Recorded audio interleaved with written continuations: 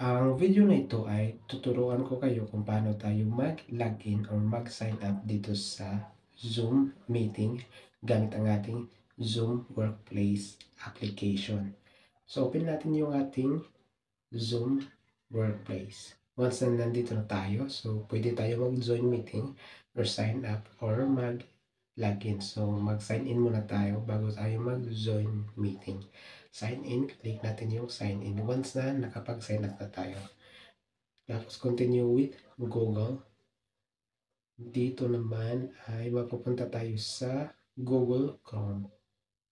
Google Chrome. So, pipili tayo ng ating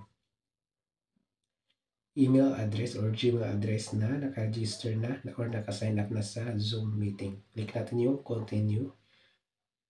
Continue. Dito ay i-click lang natin yung launch zone. Launch zone. Zoom should launch in a few seconds. If not, please click the button. So, click natin yung launch Zoom meeting. Dito ay kung i-click natin yung continue, mapupunta tayo sa Google. Kaya i-click lang natin yung not now. Try natin, i-click natin yung continue. Continue. Tapos mapupunta tayo dito sa Google mismo. Dito tayo mag-join meetings sa Google Chrome. Kung ayaw mo naman sa Google Chrome ay i-cancel lang natin. Punta tayo ulit sa ating Workplace application or sa Zoom meeting application. Ito yung Zoom meeting.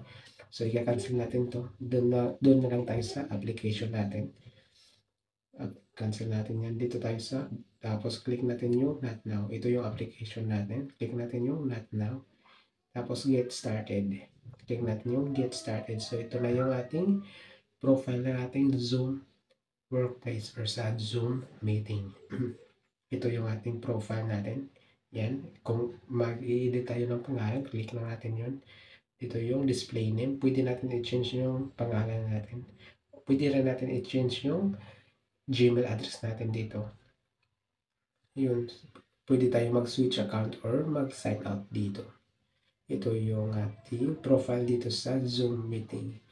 Yung ID natin, ito yung personal meeting ID. Yung makikita natin yung personal meeting ID natin.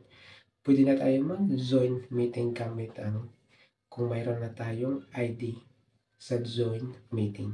Ayun, so ganun lang kasimple kung paano tayo mag-sign in dito sa Zoom Workplace or kung saan tayo pwede mag-sign in sa Zoom meeting.